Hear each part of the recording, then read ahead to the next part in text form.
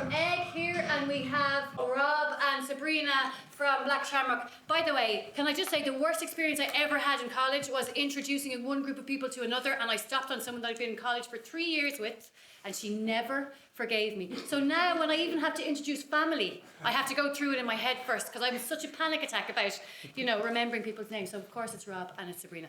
So listen, it is great to have you here today. Thanks for coming. We've had a cracking week so far, actually. It's been really, really good, and we've had great attendance as well. And I know that this is a really bad time of year. You know, this was meant to be happening in March, then my shoulder broke. So we just had to call a little bit of a pause to it. And so it's happening in one of the worst weeks of the year. We realise that, which is why we have the film crew here filming. But they're not going to get the experience that you're going to get today. So it's fantastic that you're here today, and welcome everybody. And thank you so much to our panellists, because without you, you know, we don't get the insight that you're going to give us today. And we really, really thank you for that. So we're going to leave the show reels playing in the background. So as the guys are talking, that you can see, you know, what they do. We'll probably leave the volume down for a second and just start in, because we're starting a little bit late. I know that, and thanks so much for your patience. You can see everything that, you know, has to be set up for this to actually kind of go. So look, it's great to have you here, and it's great to have the panellists here. So we're just going to strike straight into it. And panellists, I'm going to ask questions, and you know, just jump in if you want to jump in. You don't have to answer every question. If somebody has said something already, you know, let's add to it rather than saying the same thing again, kind of thing. You know, so you don't actually have to answer every question, but you know, jump in, and we'll go from there. This is going to be really organic. I have a list of questions here. We may go off piste, just so you know. We'll just see how things go and progress. Look, we'll have a good time while we're doing it. Okay. So I suppose one of the questions that, you know, I want to talk to you about, I suppose, is, you know, one of the things that was really key that came out in one of the first sessions we had with TVM, you know, 5 years ago, the job that this person was working, it isn't there anymore. And in 5 years' time, he doesn't know what he's going to be doing. Like, the industry is changing so much that was fascinating for me. So, like, what is it that kind of, you know, is in your industry, or the key skills, or, you know, like, what does that mean to you, or does it jive with you? Anybody can start. Well, 5 years ago, I would say I was back in California working in games when game engines were barely a thing. And now coming here to Dublin, all of a sudden it's like, here's this massive game engine that can do all these things. You learn it on the job, but at the end of the day, as long as the animation looks good, like, those skills are always going to be there. So whatever job I do in 5 years, whatever job I was doing 5 years ago, the core fundamentals were always there. The tools will always change, but as long as it looks good, you can adapt to new tools. So, okay. I suppose from an event production kind of view, we'd have lads there that we start and say, they start out with us, they probably wouldn't want to work in a studio in production. They probably wouldn't like live sound or anything like that, to go out and work on us for a few months, and they'd end up working probably on with lighting rigs or something. They'd probably find out they're good at something that they probably never knew they were good at before. You know, 5 years down the line, they're probably lighting technicians where they started out in audio, and vice versa, and the same with video. Obviously, we work in 3 main departments in event production on the festivals. So, yeah, it's ever changing the roles. I mean, you could start out something 5 years ago and end up in completely something different 5 years later. As I said, lighting, you might be a lighting technician, but you might be good with consoles. And that'll be found out as you're working with OSS. So something like that, you know, is would what would happen, I suppose, in that respect. Okay. I might chime in. Yeah. Shy as I am. Nice to see some Shan, Brandon, Roxy, Ron, who were with us last year. There might be others, but I missed you, Ash. So love to see you again. I mean, I'm going to name drop here. Okay. I don't know him, but I was at a talk where Richie Bainham said he spent the first 10 years of his kind of professional life wanting to be an animator. And that's the thing he loves, and that's the thing he really wanted to do. And it was the everything for him. And he realised after 10 years he was good, but he wasn't great. And so then he moved into VFX, and now he's winning Oscars for Avatar. So, and it kind of speaks to what Sabrina's kind of mentioned there. The skills he learnt with regards to quality, applying himself, developing his eye are what made him, you know, an Oscar-winning VFX supervisor. So it's not about, I mean, it's very hard when you're your age. I was that age once. I know it's hard to believe. Is don't focus on where you're going to be in the future. Focus on the skills that will get you there, right? Because you don't know what you're going to be doing in 20 years' time. The world is changing so much. So focus on doing things right, learning things properly. Like, you don't need to race and run ahead to get to where you think you're going to get to, because the chances are the thing that you think you're going to be in 20 years' time isn't even going to exist. But the skills that you learn right now are going to be the things that transition you into those new roles. Okay, thanks for that, all of you. Actually, that really interesting in terms of kind of how industry is changing all the time as well, and how maybe learning is the key skill, right? You know, to kind of keep abreast of that. But you know, what should students and graduates do to kind of give them the best chance of success? So we have like second years, third years, first years, final years sitting here. So for, you know, they're sitting there as students now, to give them the best chance of success in terms of getting any freelance work that's going, getting any, you know, any gigs that are going, you know, whether in college or for final years, you know, in terms of kind of getting to you guys as they're coming out. Like what gives them the best chance of success for that? Ooh, portfolios. I need a portfolio. So hi, by the way, folks, Rob, I'm a recruiter with Black Shamrock. So basically we're the people at the gate, and you need to get past us in order to go to people like Sabrina that's in our hiring panels. And if a portfolio doesn't show me exactly the skills that you've learned, how they maybe would interact with what's on the job description, how you're already learning to use all the tools that we use on a daily basis, you're not going to get through to Sabrina. And I know it's a little bit doom and gloom, and I do apologize for that, but when you are applying for a job, you're against 150, 200 other people. So really just focus in on the skills that are in that job description. And also tell me the story of how you got to where you are in whatever project it is. So I don't just want to see the finished product. Okay. This is a really important piece of advice, Yeah. by the way, for everybody doing their portfolio. So I'm going to just chip in there, but go on, yeah. So like I don't want to just see finished projects. I want to see the exact way that you got there. I want to see everyone else that was involved in that project. I want to see how you interacted with them, how you communicated with them. Are you using like kind of source control or whatever it might be? So for instance, what's this? Perforce? Perforce, yeah. Stuff like that. Everything adjacent to the actual job. I know you think that a recruiter isn't actually going to look at those things, but we do. I mean, like, it takes us 5 minutes the first time. We'll shortlist maybe 40 people, and then we'll come back and we'll go through those 40 people, and we'll spend 15 to 20 minutes looking at absolutely every single thing that those people have done. And then, you know, the top 10% of them, they'll get as far as Sabrina, and you might get an interview. And Rob has a really good point. Looking at portfolios, while you're in school, start looking at professional portfolios. Look at studios where you might have an interest.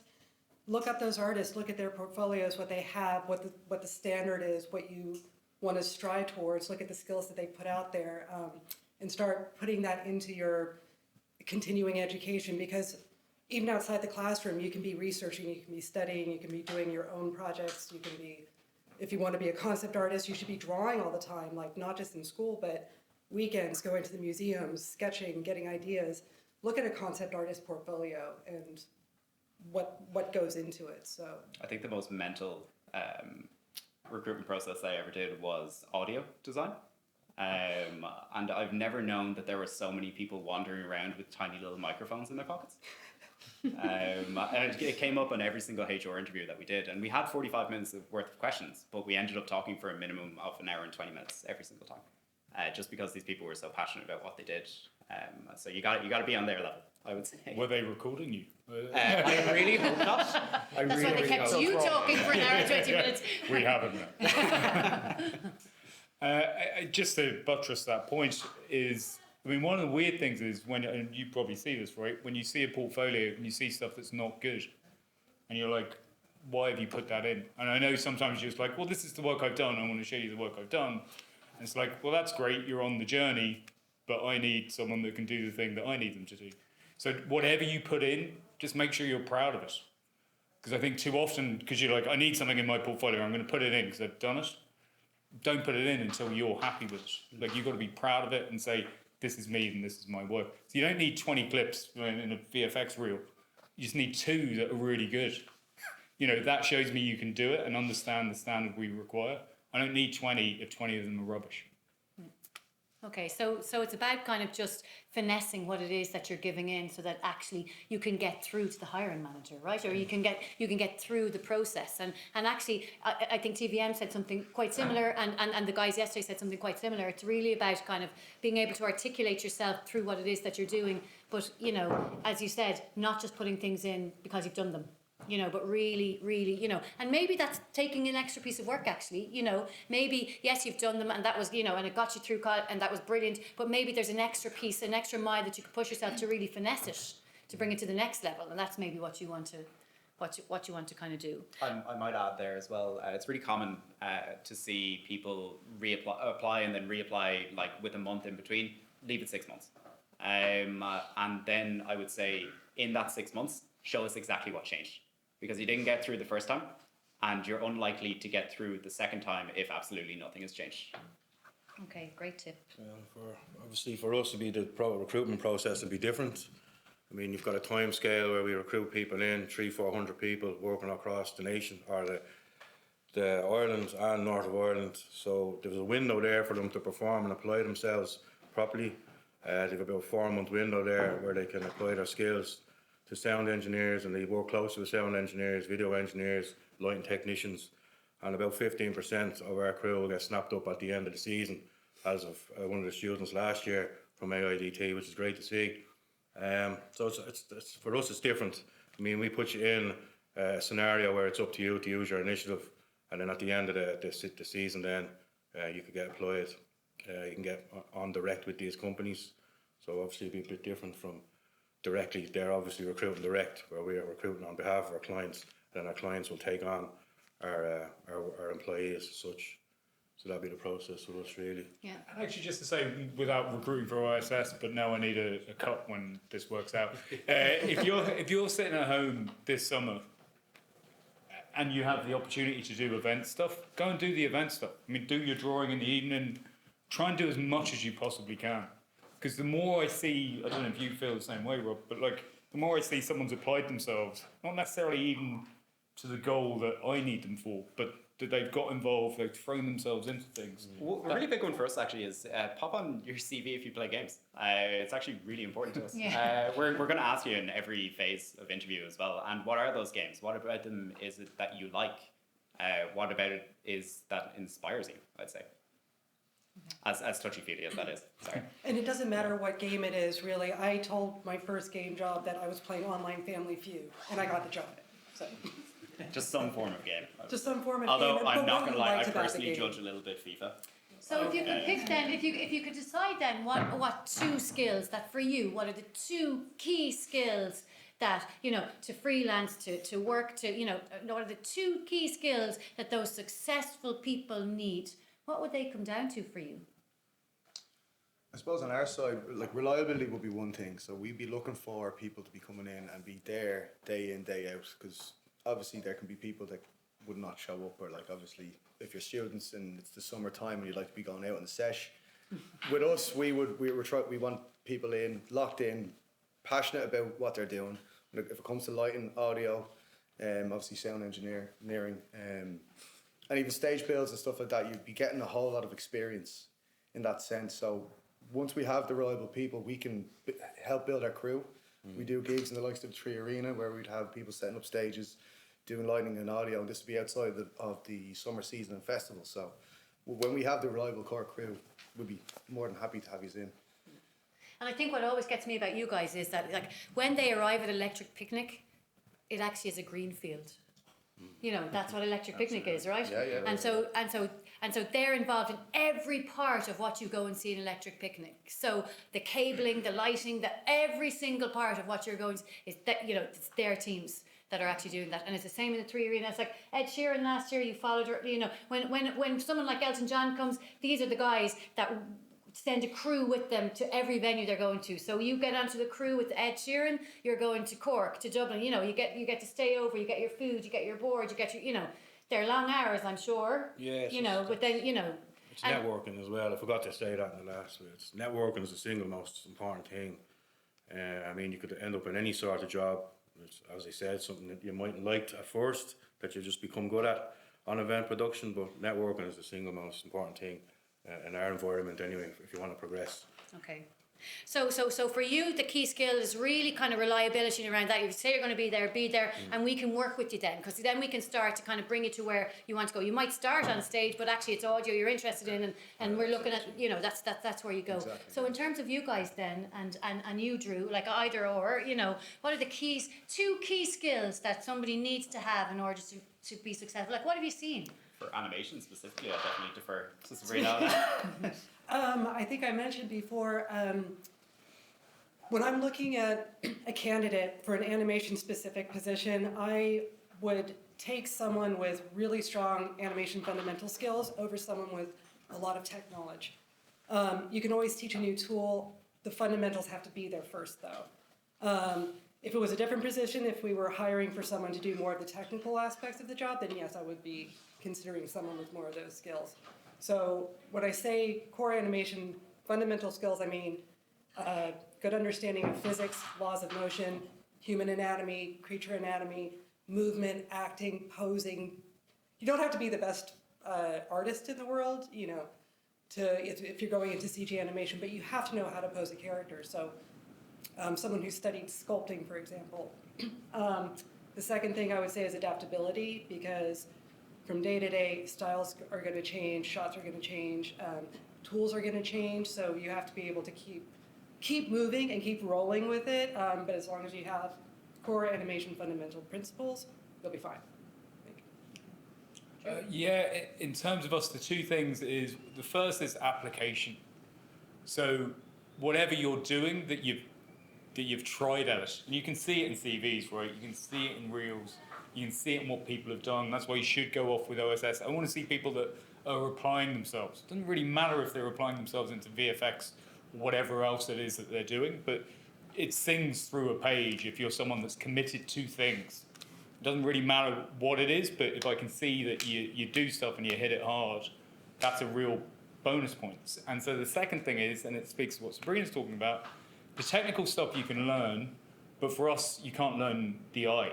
Right, so one of our best artists didn't go to college, left school at 18, went off and did photography for 3 years, just on his own, just did like this little mini business out in Kildare doing weddings, and he has developed his eye phenomenally. Like, he's a great artist. Like, he didn't need a degree, but we could see that he'd applied himself and he understood lenses, and he's come in and been fantastic. And then someone from this college, actually, where all we saw was a line drawing, and my supervisor said, "This girl can draw. Get her in. She clearly will be able to learn all the stuff that you have to learn to do, you know, 2D new compositing. But we need her, and she's fantastic." So whatever you do, hit it hard. 1, and 2, it is, you know, how do you develop an eye? Anything you do, working with OSS, playing video games. It's about, when you're doing all those things, think about quality, because we're in the business of quality, right? People pay money for games, people pay money for events because it's shiny. And so if you're thinking about quality in whatever you do, we'll see that. You can feel it, you can touch it. I'd also add probably those tech skills that, you know, like maybe may not be the most important thing for, say, animation, art, VFX, that sort of thing. For other positions, they probably would actually be quite important. So is there anyone in the audience by any chance that's from something outside of animation or art? Yeah? What do you do? Entrepreneurship. Okay, cool. So this is another thing. Like, within games, it's not just the positions that are actually directly making the games. Like, I'm a recruiter. Like, I come from a HR degree. There are always those kind of supplementary roles as well. And then within, say, the more technically minded roles, do tutorials. Go pop on Udemy, pop on YouTube, show us that you did them, show us how you got through them. And it really kind of increases your chances of getting a callback, I would say. And I suppose, like, that is great in terms of, realizing that these companies have every other department too, right? Because we see them as just these companies, but they actually need other people too outside of the animation, and that the HR piece has to keep going as well. So you have administrative positions as well that you were looking for last year. I think you filled one. I'm not sure about the second one. I can't remember. So there are lots of positions there that you can get involved in because the company is holistic. It's not just what it is that they do. So that's a really good thing to keep in mind. I suppose, like, look, you know, you're sitting in the audience, you're in second year, third year, first year, final year, you know, and we're looking at you now, and I'm going to place myself with the students here, and we're going, oh yeah, good for you, great, love your roles, do you? Fantastic, love it.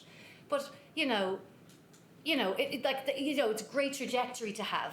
And sometimes we think that it's like, you know, I'm a student and I go straight to that job. And actually, it's not really. It's kind of more like this. So just to kind of link in with that, you know, in terms of your the life lessons that you've had along the way, the trajectory that you had that may not have been so straight, what were some of your kind of most helpful or most informative mistakes? I told the HR director in my second interview for Black Shamrock that I never wanted to be a recruiter, which is probably my biggest faux pas in an interview ever. And I should have kept a more open mind about kind of what it meant to be an in-house recruiter, because I didn't want a sales position, essentially. I'd kind of looked back on all the previous roles. Like, I was a mature student. My first degree is in horticulture. I was a florist for about 7 years. And then fell into managing a pizza place.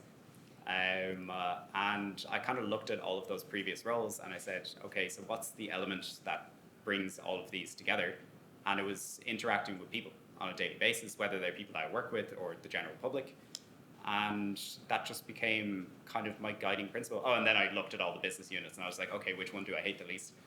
And it was obviously HR. So I'd say just, keep a more open mind than I had.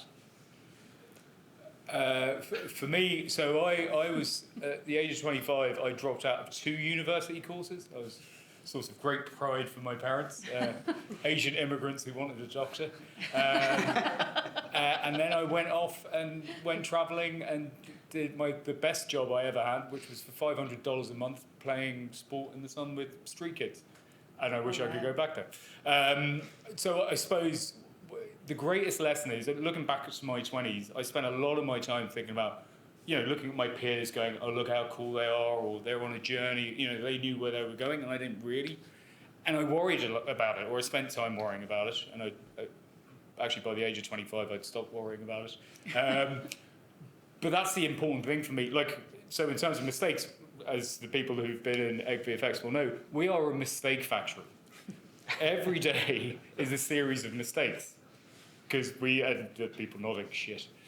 You're meant to disagree. Strong. You know, every day is about screwing up.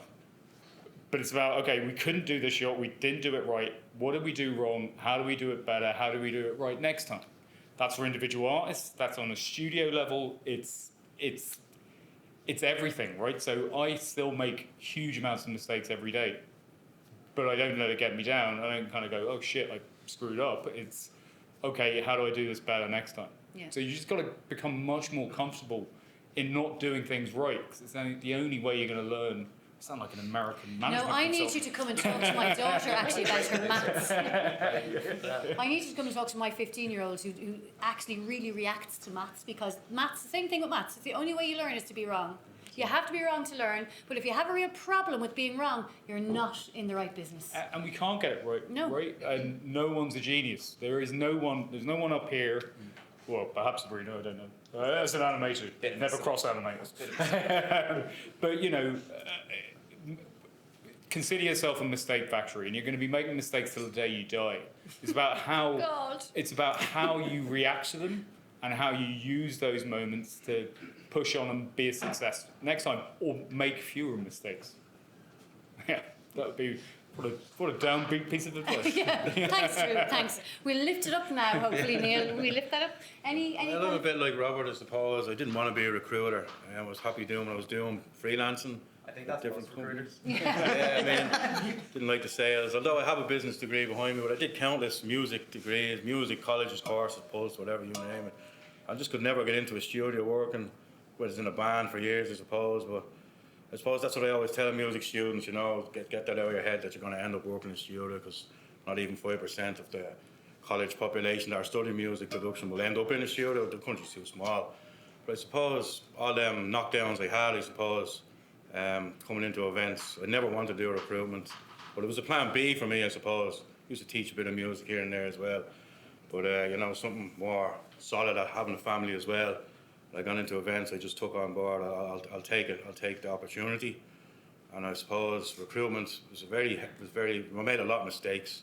Obviously, I was used to managing stages and managing crews on different stages through events and that. But obviously, the book crew then, look after payroll as well. It was a bit too much, overwhelming for me as such.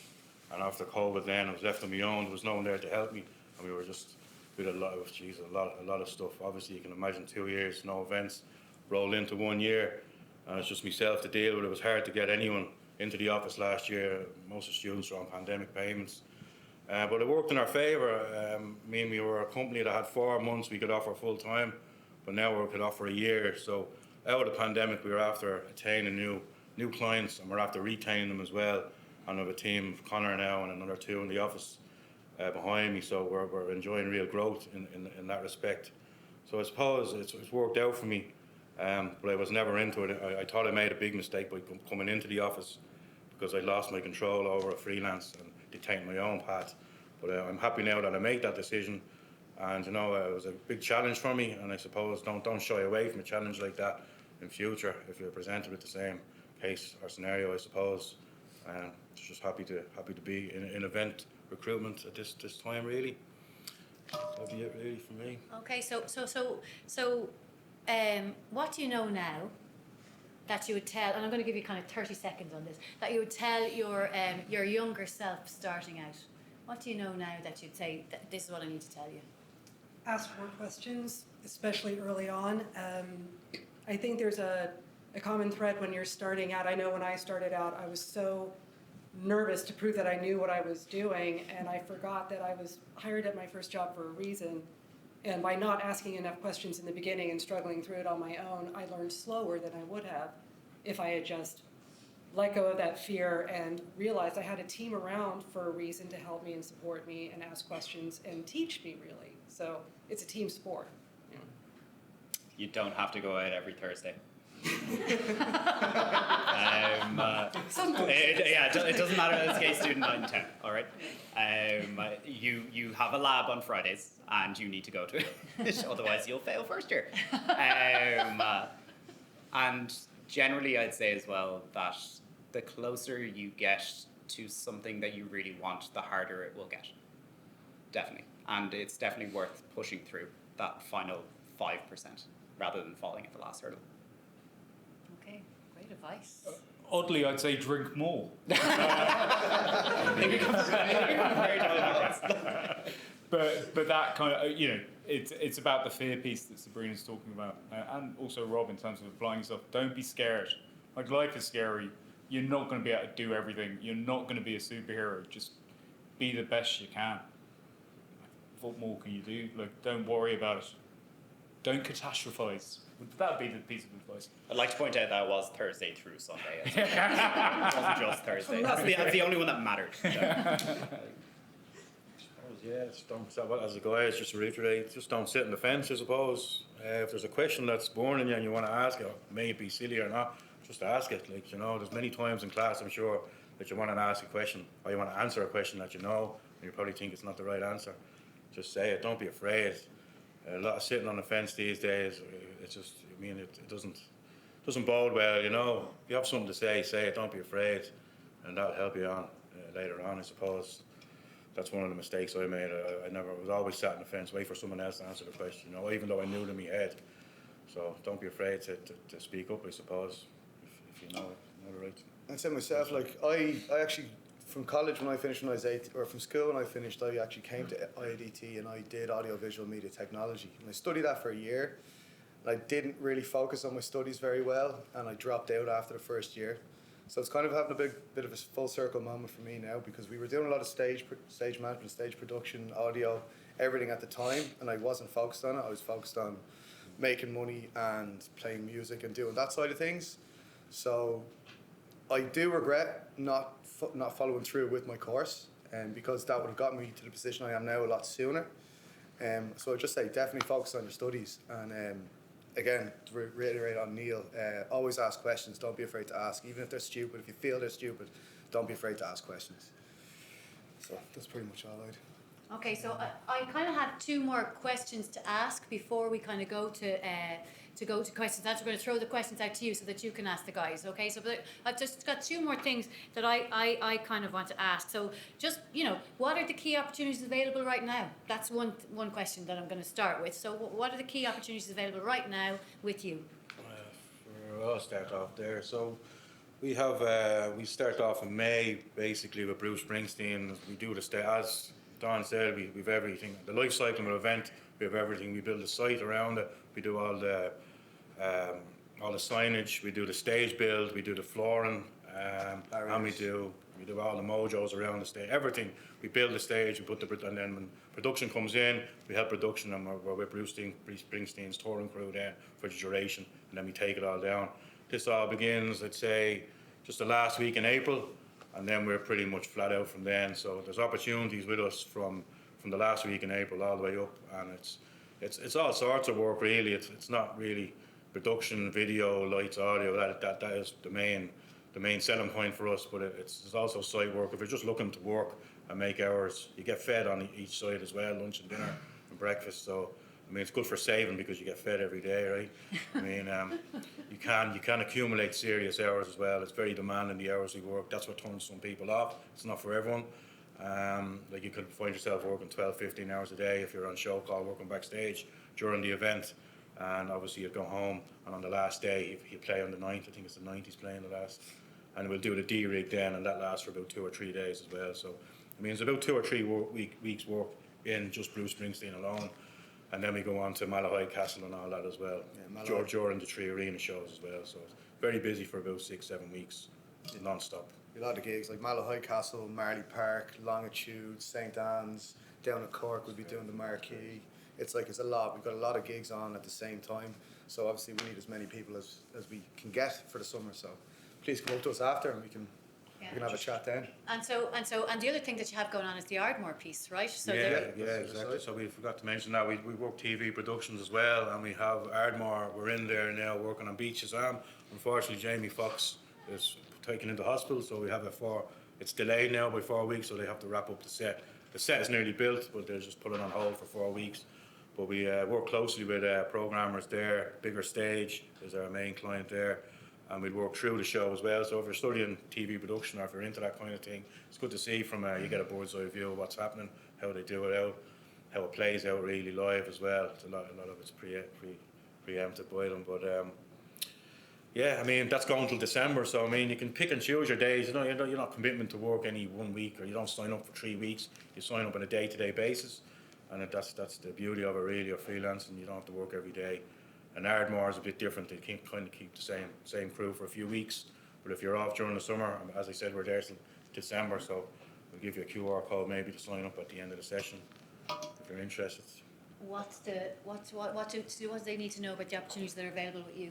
Well, because obviously I came here in October, I think, with Donal, our supervisor, and we talked to a few of you, and I can see a few familiar faces, and we launched a training course. And what's interesting is lots of people signed up, but not many people completed it.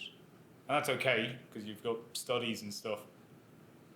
But to start with us, you'll have to complete the training course. Doesn't necessarily mean we'll hire you, but that's the first step. And yeah, but also it's an industry standard training course. Like this is Nuke. This is not a piece of equipment or software that you're learning in college. So it's a new platform, and you're giving the training essentially. Well, Donal is giving the training, and it's also approved by the Visual Effects Association of Ireland. We're the home of teaching in terms of VFX in the Republic. So if anyone wants to sign up to that, do. There's no pressure to complete it, right? So if you're not ready or you don't have time, that's okay. But there's no point contacting me until you've completed it, and you can complete it whenever you want, even in 2 years' time. You'll be like, I finally did that course. That's fine. You've got to do it when you're right and ready.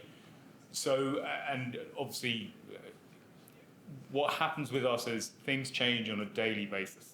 So we've got we're doing a massive BBC show, 800 shots. We're rolling into another BBC show, about 600 shots, but there could be other stuff that happens. So at the moment, my crew is probably about right, but that could change tomorrow. Something else super massive comes in, suddenly I'm going to have to double the crew. So it's really a case, and I say, obviously, some people have been with us, like keep in contact with me. All the worst that can happen will be that I say nothing or I say not now. But keep checking in. If you haven't done the course, go and do the course, and then keep checking in. The worst that'll happen is that I'll ignore you and you won't get a job at VFX, EGG VFX. But if I respond to you, there's a chance you can. Do you know what I mean? That's that fear piece of, will I write or will I not? Well, write. What's the worst? You're not going to be in any worse position if I don't respond or if I don't offer you a job. You're in the same place. But if you write and it's that right moment, and that morning I've suddenly got a call going, okay, we need to deliver this for an unbelievably stupid timeline, then the chances are I'm going to throw you into the fire. Yeah, and it's so funny that you say that, because when we had the guys in on Monday, they were saying, don't just send me your CV once. You got to knock. We got to see it coming. You got to knock. It's like when the HR director comes to him and says, look, this person 5 times. It's just like, I can't get this person off my tail. He's like, send him in. They want to see that energy and enthusiasm. But a lot of times we think, oh, I sent a CV and I never heard. How many times have I heard that? I work here, right? I didn't hear. It's 3 weeks later. Should I say, yes, you should send a follow-up and say, listen, I just haven't. Because absolutely that's important. You can tell that these people are busy. They've got 400 crew working for them. You've got a serious amount of people. The office has just moved out that's grown in Dunleary. Serious amount of people working for them. Your email goes down to the end of the inbox really easily if there isn't a job that exactly matches that right at the time. So you've got to keep reaching out, and I think that's what Drew is saying rather nicely there. And I'm just going, you've got to keep going. You've got to keep it going, and stop taking the first CV being sent in as the answer. And so, guys, you were saying the opportunities that are available, you guys. So generally, I'd say you don't ask, you don't get. So doom and gloom is in the past now. I won't knock you down anymore. So again, I was doom and gloom when I said there's 200 other people work hard. But very much you don't ask, you don't get. If you don't see an open position in whatever the department is that you're interested in, send an email to the recruitment team. We're always happy to talk to anyone. Again, we do get about 10 emails per day from kind of spontaneous applications. And even if you don't know what's involved in that position, ask us for a previous job description so that you can see the skills that we're looking for. It's quite often we have a meeting every Tuesday with the directors, and they'll turn around to the recruitment team and they'll be like, oh, I need a lighting artist. I'm just like, cool, when do you need that for? And they're just like, about 2 weeks ago. I'm just like, cool, great, we'll work on that. And because we have that backlog of people, that's something that we can pull from. You might be, for instance, the first people to get an interview, and being in the first few people to apply really does increase your chances of actually getting a callback, because at a certain point when you reach that 200 candidate threshold, you're just like, okay, I'm not looking at it anymore. Then I'd say also know which department it is that you'd like to apply for. And if you don't... How do you know that? How do you work out the departments, actually? Can you just give a little bit of a background on what they are? So our departments are GA, which is general admins. That's HR, finance, all that kind of stuff. Then we've got our animation department with Sabrina. Then we have game design, which is not art. They are different things. And we get a lot of art applications into game design. But is so where should art applications be applying to? Because you do need artists, The right? art department. The art department. So there's a bunch of different subsets within art as well. They all have junior right up to lead positions. So you could, for instance, we have a VFX department as well, environment art, prop art, concept art. I'm kind of struggling to remember the rest. So you of it. got to Google lighting, essentially. yeah. I'd say it's probably the department with the most subdivisions in it, and probably the most niche skills as well. Whereas, in the engineering department, 80% of the people there are software engineers. And then outside of that, you've also obviously got our engineering department as well. And if I forget anyone, they're going to get very mad at me. But if you're interested, send an email to our recruitment team. The email is on the job applications website. If you just look up Black Shamrock and go to the careers page, it'll be there. Okay, so look, I know we're coming close to time, so I want to ask one more question before I throw it out to you to ask questions. Is that okay? So my question is, and you have about 10 seconds each. Okay, so it's if you could pick the one piece of advice, and it's a 1-sentence piece of advice that you could give right now to the people who are sitting there at that side of the room, what is it?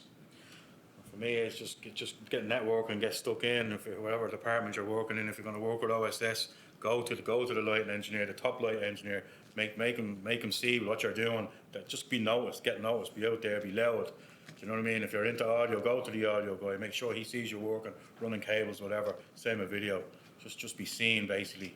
Obviously, we said reliable as well, you know. But people see that. They see you're reliable. They see you coming in every day. So this guy comes in every day. He's coming to me. He's using initiative. That sticks out, and that's how you get in with these direct companies, these big event companies, lighting companies, audio companies, video companies. From my experience, anyway. Okay, so make impact. Make that impact, was so yeah. much more than a sentence, but I let you. Okay, who wants to jump in next? I think you covered me, so I'm all right. I'd say listen to feedback. It's a really important thing in our recruitment process. It's an investment of time on our part, but it's also an investment of time on your part. And in order to pay you back for that, we will always give you feedback. Okay. And then 6 months later, apply based on that feedback, please. Yeah, okay, so use the feedback, Yes. essentially. Listen to the feedback and use the feedback. Okay, thanks. Don't do it. No, sorry. You're going to Wrong. doom and gloom again. So, That's for a different session. Don't be scared.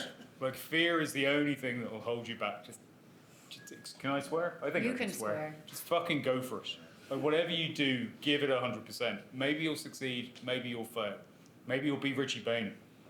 So just keep going. Don't be scared. Drive hard. brilliant. And don't do it. Okay, Sabrina, you're up. Try to follow that now, Sabrina. No pressure. No pressure at all. No, I would genuinely say be a good team player, and I mean now, while you're in school, like the people that you're in school with, I can't tell you how many jobs I either got or recruited people for just from people I'd met in school. It's a small industry. Everyone knows everyone. They remember what it's like to work with you. If they remember you as someone who listens, who's there to support teammates, who knows what they're doing, they're going to remember you, and those those opportunities will come along a lot more often. So Referrals. don't be a dick, is what I'm saying. There you go. There you That's go. the best Had to piece of happen. advice, That's the best piece of advice that we've had today. Okay, so now let's throw it over to you guys. Anybody have any questions? And remember, no such thing as a bad question.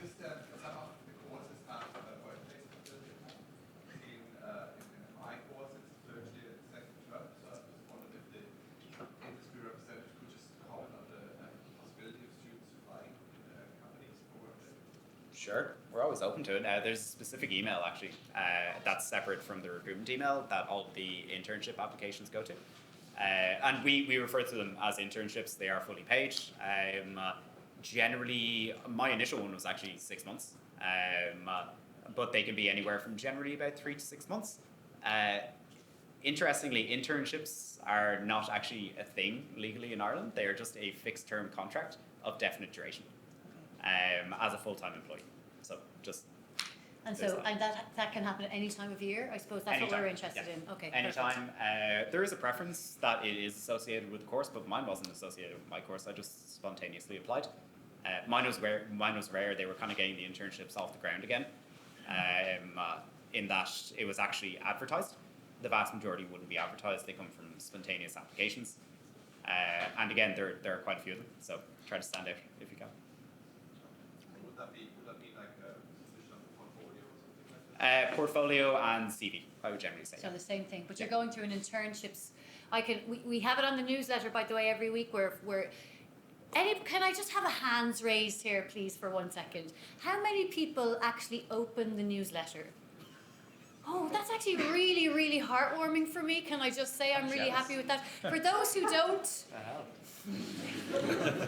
okay, but their schedule has been in the newsletter for at least 8 weeks now in terms of all of the things that they're doing and all of the QR code that he's telling you he's going to give you today, that Neil's telling you is there. Anything that Black Shamrock have, including their internships at Black Shamrock, that's in there. You know, so I have rolls up from them every week because I keep an eye on what they're putting out there. You know, we kind of have quite a close relationship with Black Shamrock, so we kind of got. And it's same with Drew. Anything that Drew has had in terms of the training we put up in the newsletter, you know. So, like, you know, I know it's not always got everything for you, you know, because creative industries, it is about networking, unfortunately. It's not IT and psychology where I have roles all the time, you know. But anything that I have, the reason the subject line is so long is because I'm trying to tell you it's there, open it.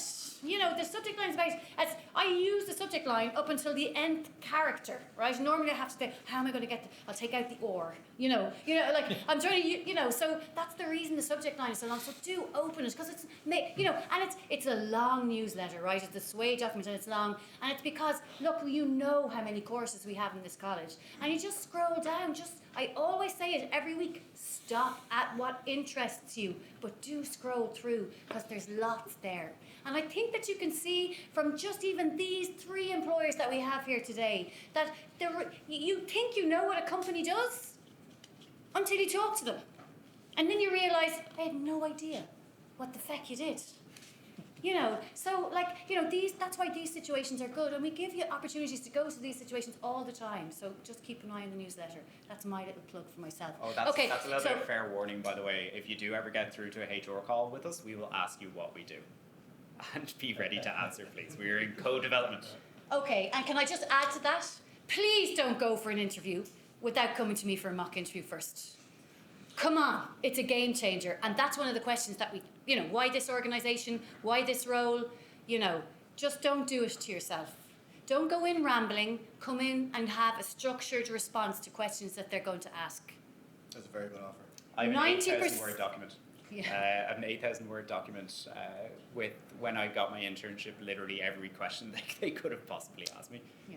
Well, that's probably over preparation. Yeah, that's like slightly over preparation. But look, I can say that because I've worked in careers for a long time. Okay, but 90% of an interview is done before you ever get into the room.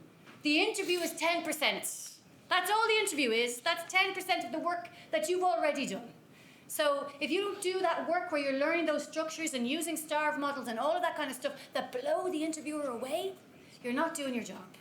So please, rule number 1, get an interview, get straight on the email to me for a mock interview first. That's it, it's easy. There's support there along the way. Use it, because it is a game changer. Okay, so we're at your questions. Any more questions? Yes. I just wanted to ask how often or how common it would be in your companies that you would take someone on after they were looking for work experience.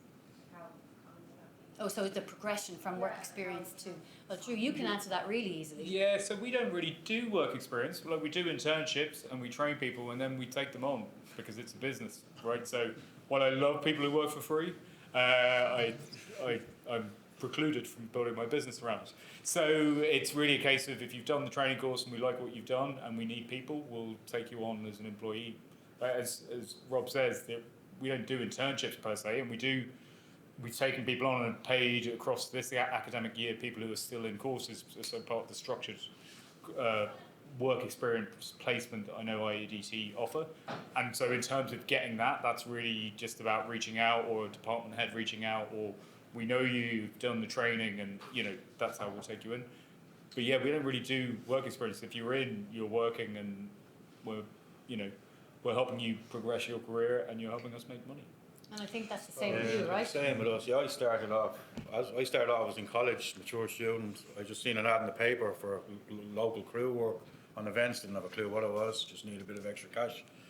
It was about 6-7 years ago now, and I started off part time.